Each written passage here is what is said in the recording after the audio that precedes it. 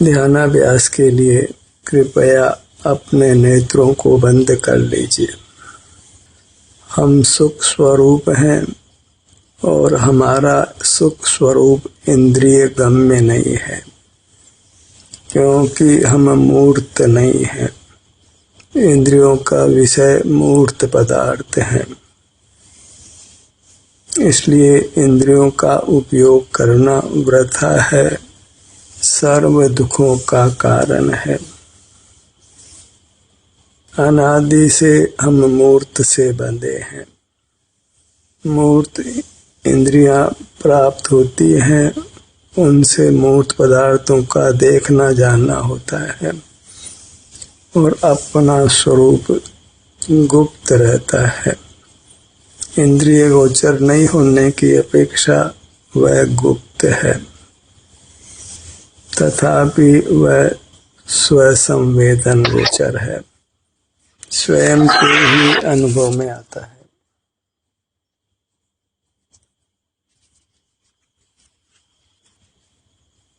मूर्त से मिलकर वह अन्य जीवों के द्वारा भी अनुमान ज्ञान के द्वारा जाना जाता है।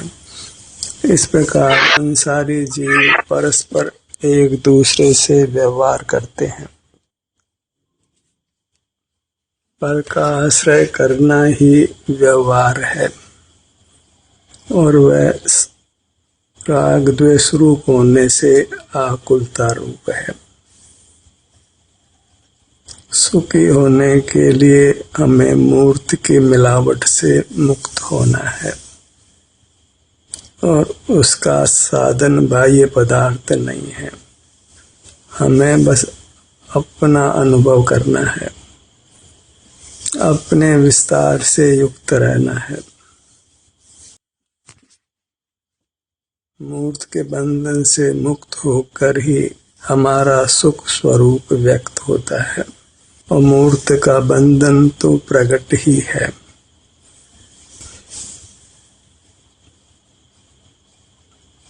बंधन दिखाई पड़ने पर भी हमको वह बंधन भासित नहीं होता है। उसी बंधन रूप मूर्त शरीर को ही हम सजाते हैं, सुंदर रखने का प्रयत्न करते हैं, उसको नजरों से ओझल नहीं करते। अंतर्दृष्टि करें तो प्राप्त मूर्त शरीर नजरों से ओझल होता है और अपना अमूर्त शरीर स्वसंवेदन गोचर होता है। अपने मूर्त शरीर को विषय नहीं कर अमूर्त शरीर को अनुभव में लेना है। प्राप्त मूर्त शरीर अपने में मिला होने से उसमें अपनेपन का व्यवहार होता है, पर वह व्यवहार ही है, किंचित भी हमारा नहीं है।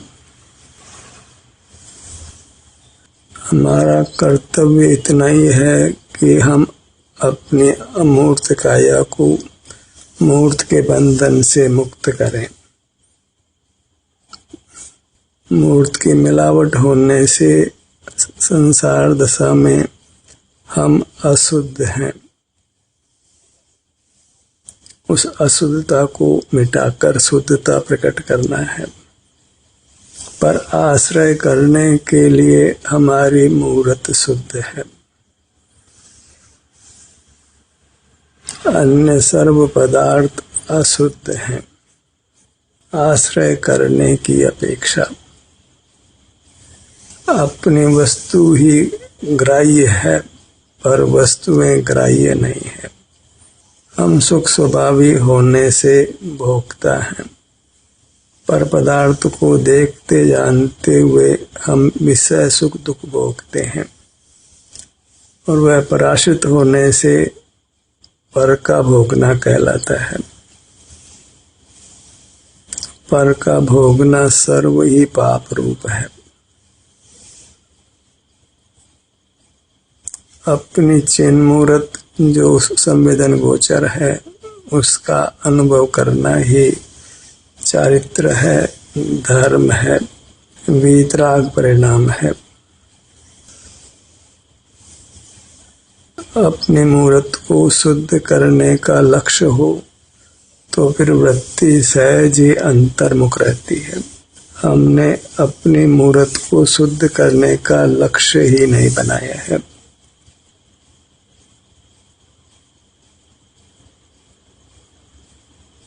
पर्याय में अशुद्ध होने पर भी हम शास्त्र पढ़ लिखकर अपने को शुद्ध मान लेते हैं। वहाँ शुद्धता केवल अपने द्रव्य के आश्रय करने रूप है। पर्याय में शुद्धता नहीं है। मैं को खलु शुद्धो, मैं वास्तव में शुद्ध हूँ। इसका आशय यही है कि आश्रय करने के लिए अपनी वस्तु शुद्ध है और पर की वस्तु शुद्ध नहीं है। परमात्मा पूर्ण रूप से शुद्ध है, तथापि आश्रय करने की अपेक्षा वे अशुद्ध हैं और अशुद्ध का आश्रय अशुद्धता ही देता है। उनके लक्ष्य से रागादि जनित अशुद्धता होती है, इसलिए उनको अशुद्ध मानना योग्य है। पंच परमेष्टि भगवंत अशुद्ध हैं और हम शुद्ध हैं, क्योंकि हम आश्रय करते हैं। बिना आश्रय के हम एक समय भी नहीं रहते और अनादि से पर का ही आश्रय कर रहे हैं और संसार में रुल रहे हैं। पर का आश्रय तभी छोड़ सकते हैं जब पर को अशुद्ध माना जाए, और मानने का कारण एक ही है कि उनके आश्रय से अशुद्धता होती है। मैं वास्तव में शुद्ध हूँ और सकल पर पदार्थ जिनमें पंच परमेष्टि भी शामिल हैं, वे सब वास्तव में अशुद्ध हैं।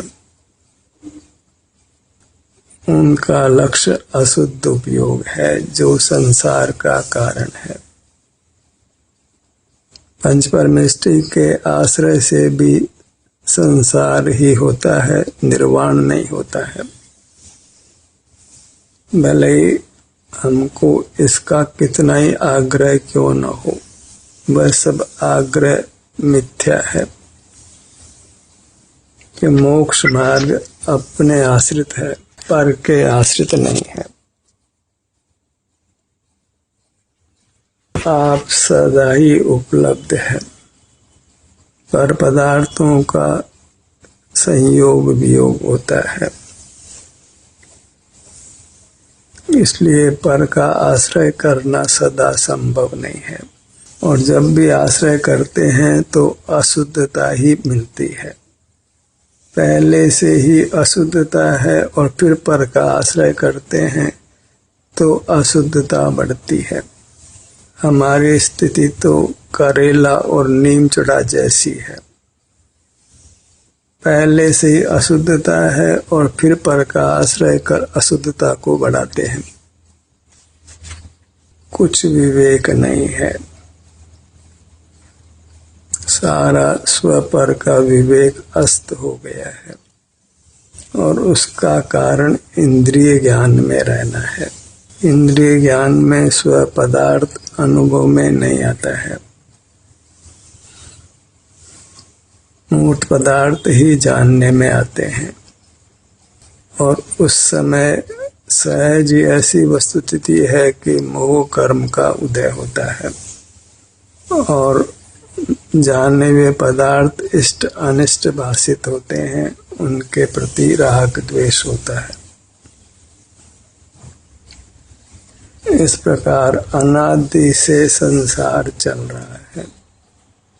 अब अपने मूर्त को शुद्ध मानना है और परमात्मा मानना है। अन्य जीव जो मुक्त हो गए हैं उनको भी परमात्मा नहीं मानना है, क्योंकि वे सुख के लिए आश्रयभूत नहीं है। सुख के लिए केवल इकलौती अपने अमूर्त काया ही आश्रयभूत है।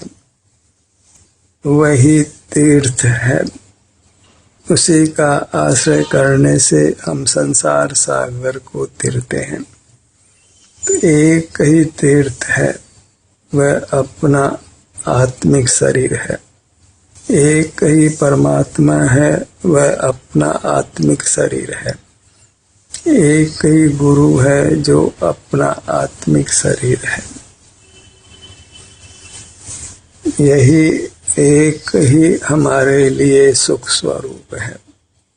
केवल इसी का आश्रय करके हम सुखी हो सकते हैं। लोक में अनंत पदार्थ हैं, पर एक भी लोक का पर पदार्थ हमको सुख देने में समर्थ नहीं है, भले ही वह सुखद सा लगता है।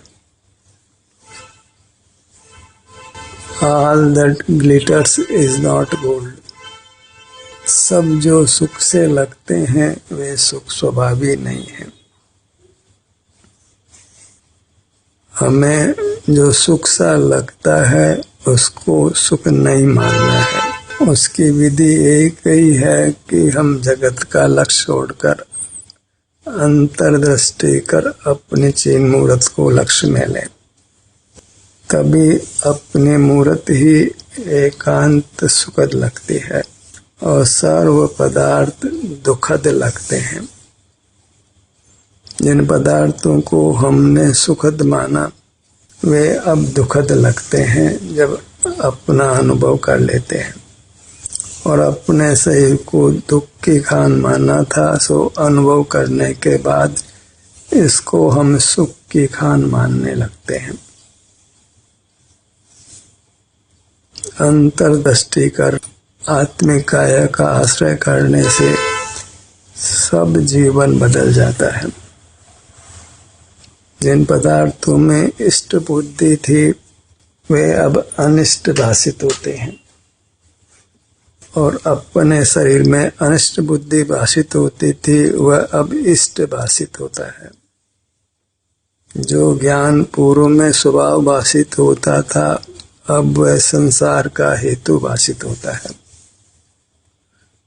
जो ज्ञान अपना स्वभाव लगता था अब वह अपना विभाव लगता है।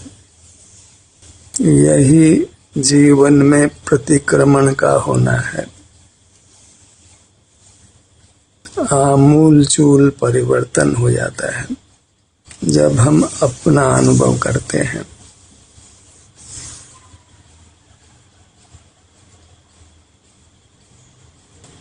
अपने को अपनी शुद्धि करने के कार्य में प्रवृत्त होना है।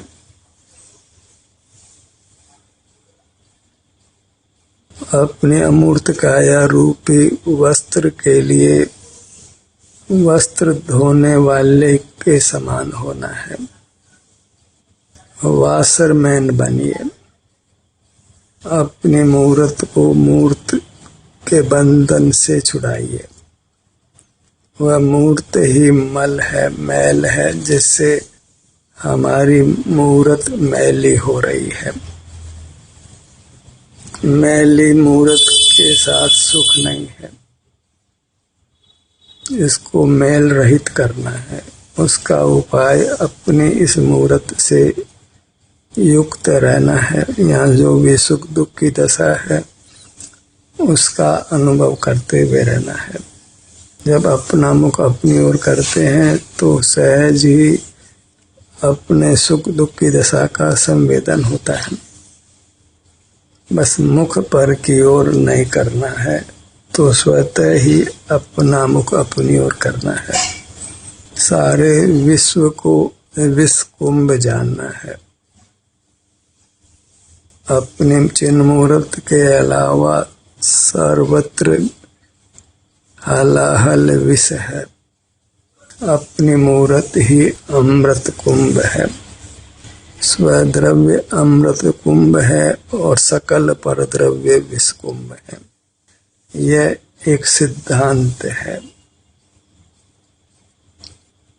पंच परमेष्टि भी विष कुंभ है।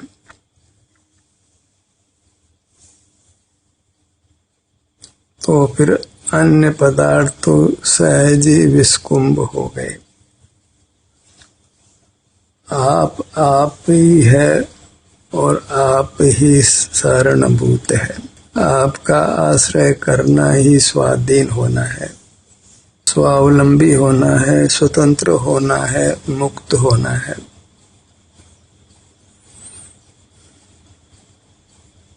जगत को अनजाना करना है, वही पुरुषार्थ है। जानने की इच्छा पर लगाम लगाना वही वास्तविक यत्न है। लौकिक उपलब्धियों के लिए हम यत्न करते हैं, जो उपलब्धियां क्षणिक होती है, अनित्य होती है। अपनी मूर्त का लक्ष्य बनाकर रखिए। इसके हर भाग का संवेदन कीजिए। वह संवेदन ही हमको कर्मों के बंधन से मुक्त कर स्वस्थ करता है, सुखी करता है। एक ही भावना हो कि अपनी चिन्ह मूर्त के अनुभव रूप रहे। एक पल भी इसके अनुभव के बिना व्यतीत नहीं हो। एक ही उपलब्धि है, अपनी अमूर्त काया की उपलब्धि, अर्थात इसके अनुभव रूप रहना। इसके हर छोटे बड़े भाग को अनुभव में लीजिए।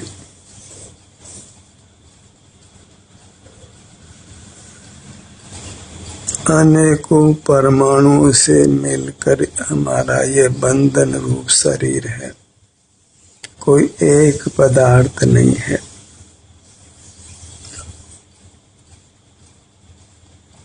अपनी मूर्त ही एक पदार्थ है, से सबको अनेक संज्ञा है। बाहर अनेक हैं और भीतर हम एक हैं, और वह एक ही तारणहार है। वही वास्तव में पूज्य है, भाने योग्य है, ध्यान योग्य है। वही ध्यान का ध्येय है, और उसको पाना ही ध्यान का फल है। अपनी मूर्त को जब अनुभव रूप पा लेते हैं, तो सकल कर्मों के बंधन से मुक्त होकर हम अनंत काल के लिए सुखी हो जाते हैं।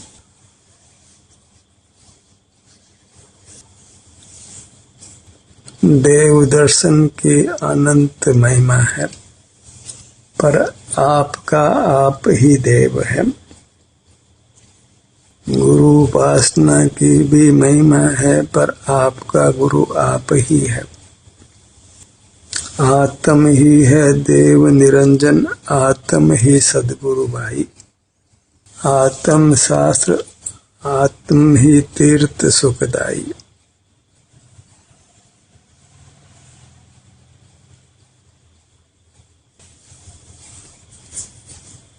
अपनी मूर्त पर दृष्टि बारंबार फहराइए, तो सहज ही जीवन सुखद होगा। लौकिक आवश्यकताओं के लिए अल्प धन होने पर भी जीवन सुखद होगा, अन्यथा बहुत भोग सामग्री होने पर भी जीवन दुखद होगा।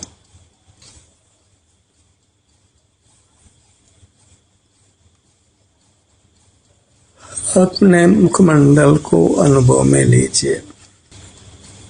ये अनुभव सुगम है, इससे सुगम कार्य कोई भी नहीं, और यही कार्य करने योग्य है। इसको करना ही कर्तव्य है, चारित्र है, धर्म है। अपने धड़ भाग को अनुभव में लीजिए।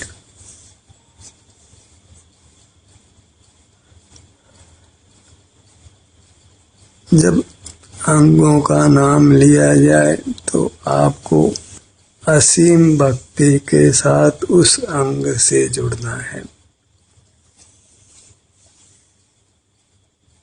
हर भाग अपनी परमात्मा मूर्ति का भाग होने से परमात्मा है। अंगों के नाम वे सब परमात्मा के ही नाम हैं। अंग ही परमात्मा रूप है, क्योंकि अभी सर्वांग अनुभव नहीं होता है। अंग उपांग कर ही हमको अपना अनुभव होता है और वही मोक्ष मार्ग है। पूरी मूर्त का अनुभव कर्म क्षय होने पर ही होता है। दाहिनी भुजा को अनुभव में लीजिए।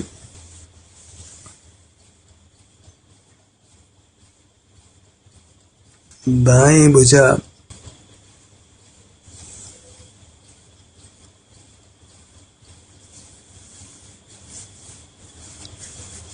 बाईं भुजा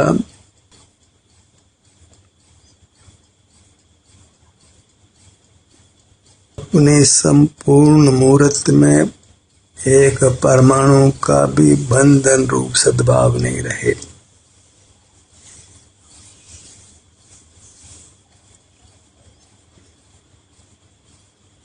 दाहिना पैर, बायां पैर,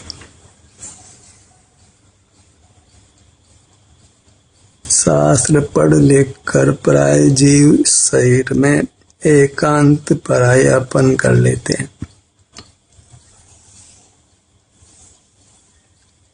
और उसके साथ वही अनुभव गोचर आत्मिक शरीर भी पराया हो जाता है।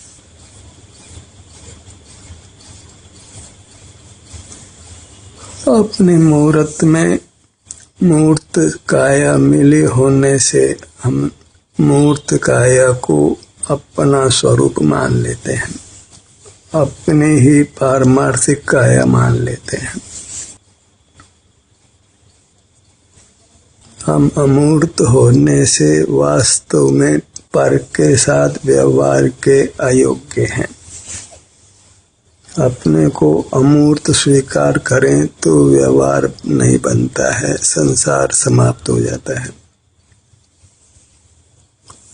जो मुक्त हो गए हैं वे किंचित भी व्यवहार नहीं करते हैं।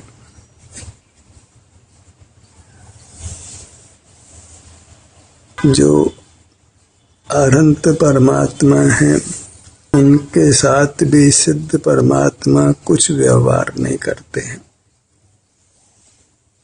अपने समान ही अन्य सिद्ध परमात्माओं के साथ सिद्ध परमात्मा व्यवहार नहीं करते हैं।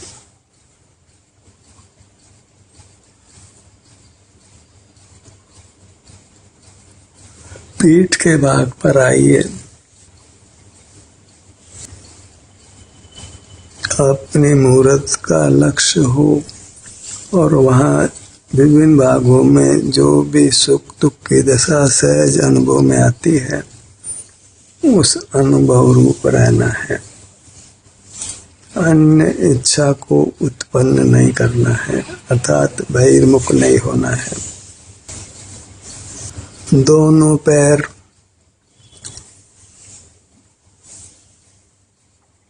अपनी मूर्त को परमात्मा मूर्ति मानिए और अन्य परमात्मा के दर्शन की इच्छा को छोड़िए, क्योंकि हमें अन्य को देखना अच्छा नहीं मानना है।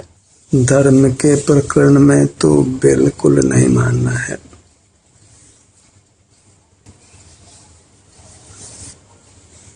बस चिन्ह मूर्त का ही एहसास करते हुए रहने का रात दिन प्रयत्न करना है, क्योंकि उसी से लौकिक और पारलौकिक दोनों जीवन सुखद होते हैं। ध्यान का सत्र यहीं समाप्त होता है।